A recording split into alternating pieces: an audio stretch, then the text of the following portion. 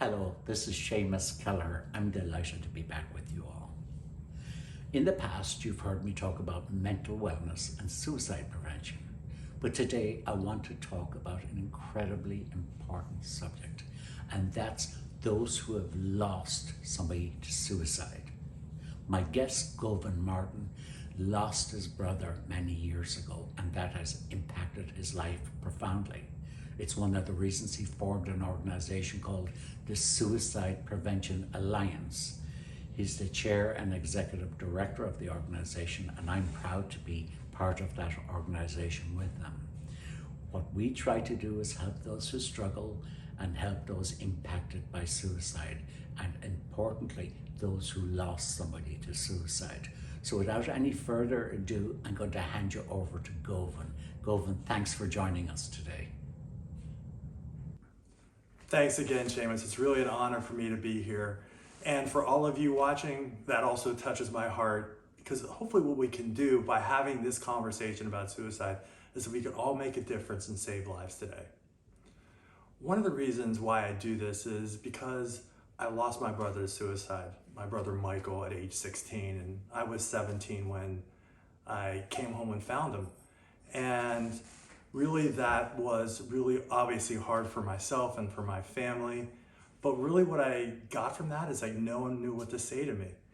And I didn't even know how to react, what I was supposed to do. So for years and years and years, the most common response when actually people said, hey, did you have any siblings growing up? And when I said, that my brother had died by suicide, the most common response was either nothing or oh.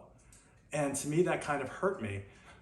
Because there was no conversation of that. No one ever actually talked about my brother after that revelation.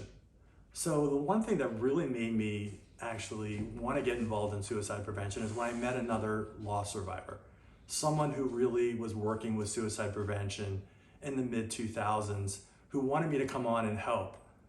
And the really connecting piece of that is that she was another loss survivor, and she normalized the fact that I wasn't the only one out there, that I wasn't the only one who's experiencing these feelings of loss, the feeling of uncomfortability of talking about suicide in a way where it was accepting and whereas a way that I could connect with that individual. So one of the reasons why I wanted to talk to you about this today is that each one of you can make a difference by just showing that you care, by accepting the conversation where someone might be approaching you, whether they're having thoughts of suicide themselves or being a loss survivor or possibly being an attempt survivor. There are so many different things that we can do. One of the first big pieces that we can do is by listening. And listening is kind of the most hardest thing that we can do, especially when people talk about grief and pain. However, if we approach it from a non-judgmental standpoint of view, if we approach it that we care about that individual, we find that most people will open up and share with us. And if we're accepting other pain, if we actually just reach out to show that we care, they will continue, and we can get them help that people may desperately need, whether they are having thoughts of suicide or whether or not they're a loss survivor. I was in a place where really I was lost for 25 years, that I didn't know who to share it with, that I was uncomfortable sharing with people because of the reactions that I got. But once I talked to a loss survivor, and she was also an attempt survivor as well, that made me see things from an entirely different point of view, that help is attainable. No matter where you're at in your place in life, and whether you're having thoughts of suicide, whether you attempt suicide, whether you lose somebody to suicide. And each one of us can make a difference by listening and just showing that we care. Those are the two biggest pieces that we can do, that anybody can do to help somebody who is going through or impacted by suicide. What you're gonna learn here today from Seamus, who is an amazing person who I'm proud to have and help format Suicide Prevention Alliance, that we can make a difference in people's lives every day. just by listening and showing that we care.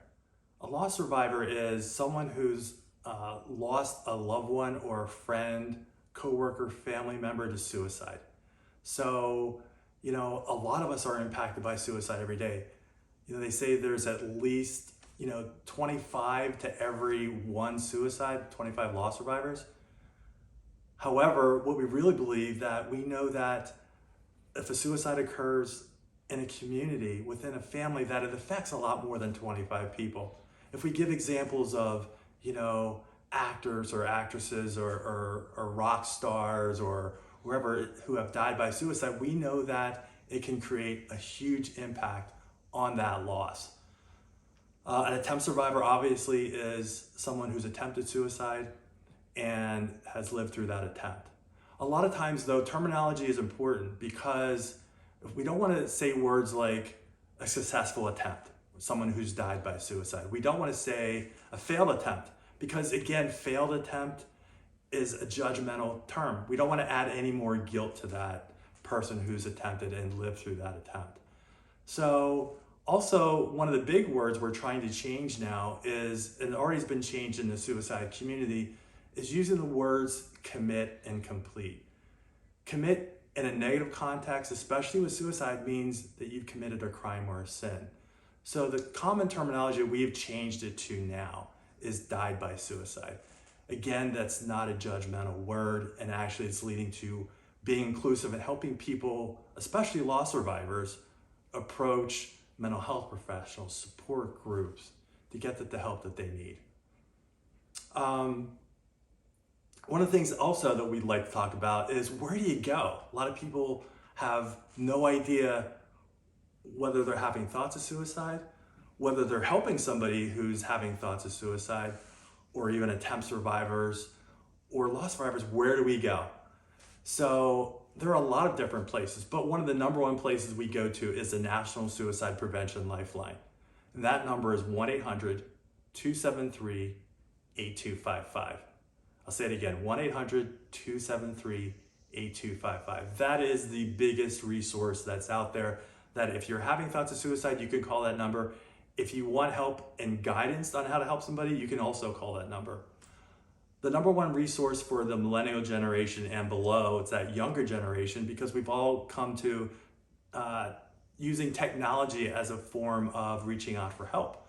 So that resource is the crisis text line. If you text 741-741, a licensed clinical counselor will actually pop up and help you out. But also, I really want to stress, sometimes you're going to get maybe a delay in getting help. Look for those local resources in your area. Look for the crisis intervention line in your area. If you need to call 911, call 911. But make sure if someone is in crisis and has a plan for suicide, and you're not getting the National Suicide Prevention Line or the crisis text line right away, reach out to those local resources. You may have a suicide hotline in your local area, but you can find that out in looking through your county area. Really, to sum all of this up, is that there are so many people out there that are impacted by suicide. Right now, the current stats are over 47,000 people who have died in 2019 by suicide. So, and even with those 47,000, we really believe that 10 to 20% are underreported. So imagine the people that are affected. Imagine the fact that over 1 million people have attempted suicide, and those are the ones that go to the hospital. So we know that there's many, many, many people that are impacted by suicide every day. And there is support out there for you. There is support out there for your loved ones who have thoughts of suicide. There is support for attempt survivors who have attempted and have feeling that they have nowhere to go. So also for loss survivors. We know that as I was affected by suicide, I felt I had nowhere to go in 1980. But now there are so many places that we can get help, that there's support out there for each and every one of you and the people that you know who have been affected by suicide. So one good resource that you can obviously reach out to is our website, suicidepreventionalliance.org. please go there. We have many, many resources for all different facets of those who are having thoughts about suicide. So we have, again, attempt survivor groups. Hopefully they'll be in your area. Loss survivor groups will be in your area. Mental health resources that are going to be in your area. Don't feel that you're alone. And if you need advice, call the National Suicide Prevention Lifeline. They can guide you through that process where you can get help for the people that are obviously in your life that may be having thoughts of suicide or been impacted by suicide. We care about you. We care about your role as a helper. We care about your role if you have lost someone to suicide. I'm so sorry for your loss if you have. But please know that you can make a difference in helping all those who are impacted or affected by suicide today. Thank you. It's an honor for me to be here today again. And please play your own role, your own part into preventing suicide and helping those who are affected by suicide. So thank you. Thanks, Seamus. Govan, thank you for joining us and sharing your story. I know it's hard, but what you said today, I think it's going to help a lot of people. In very pragmatic terms, you told us what someone who suffers loss, what they can do and where they can go for help. And if you need additional information, go to the suicidepreventionalliance.org website. It's full of great information. We all have a role to play in preventing the scourge of suicide. So let's take action. Let's pay attention to the signs. Let's follow some of Govan's great advice. So I want you to take care of yourselves, number one, and then I want you to take care of each other. Thanks for joining me today. Once again, my name is Seamus Kelleher.